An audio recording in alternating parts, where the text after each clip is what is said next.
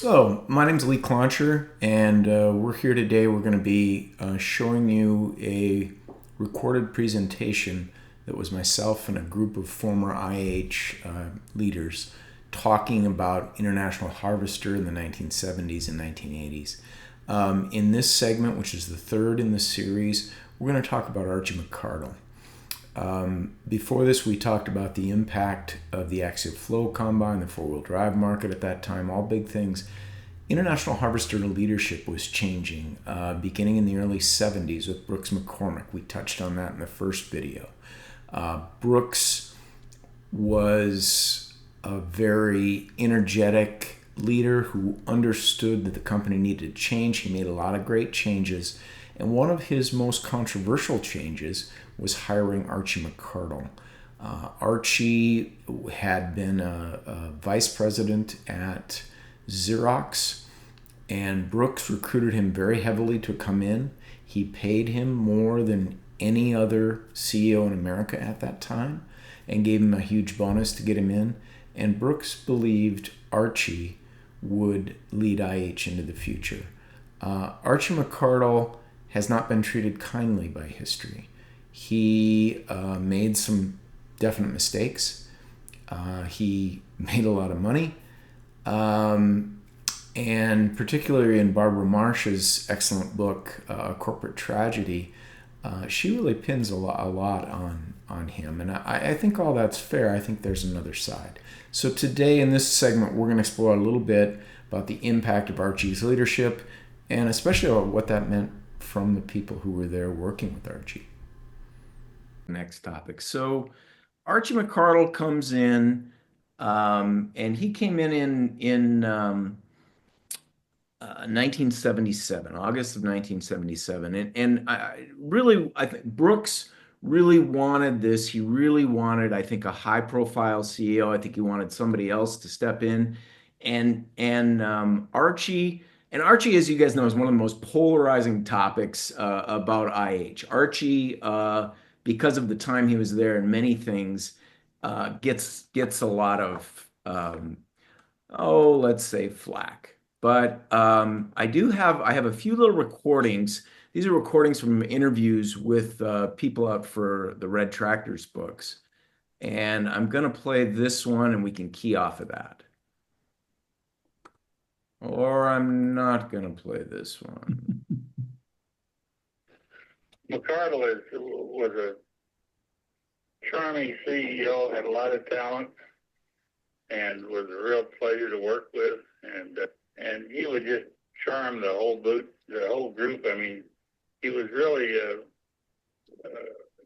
personable, likable kind of a guy.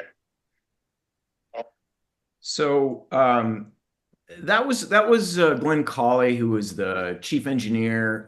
He had been hired from Deere, and Glenn really liked Archie. So guys, and we're going to talk a little bit. We're going to see some of Archie's missteps and some of the things he did well. What was you guys' experience with Archie over the years? My view. Go ahead, Don. From my perspective, being on the engineering product development side, there was never a question of, are we going to get enough money to do what we need to do? We laid out what we needed. Glenn took the challenge, went to Archie, and we got the money to do what we needed to do. It was a pretty straightforward relationship, which is unlike what happens in many other situations. But he understood the importance of long-term product development. He really understood that clearly. Vaughn? Yeah, the way I read him was he was the kind of guy that don't don't finish a project and say you couldn't get it done because you ran out of money. Get the project finished, do it right, and if you have to explain yourself at the end, go for it. He was bold. He was probably about 20 years too late for our company. He wasn't afraid to, do dramatic things. He was a really, and he was very affable, as you pointed out, Don. He's a very affable guy. He could charm anyone in a room. He was, except for the UAW. Yeah, that was definitely one of his falling down points, which was Yeah, yeah, he was a little overconfident there. Either of the other you guys have things to add about Archie? You know, Go ahead. unfortunately, from the field standpoint, he was tagged as one of the problems, and I think Vaughn hit it right. It's all about timing. I think if he would have gotten in sooner, we would have had the opportunity to come with some of these items quicker. We certainly, again, I think the only issue in the minds of dealers and customers is, why couldn't we have gotten that strike handled a lot sooner? I mean, it was and it was timing. As soon as the strike was over with, the downturn in the industry, and we were hung with unbelievable amounts of inventory that nobody wanted to buy. And it was very unfortunate. So I think on the flip side, I think Vaughn or Don pointed out, it would have been great if we could have gotten that strike handled a lot easier. I think the outcome could have been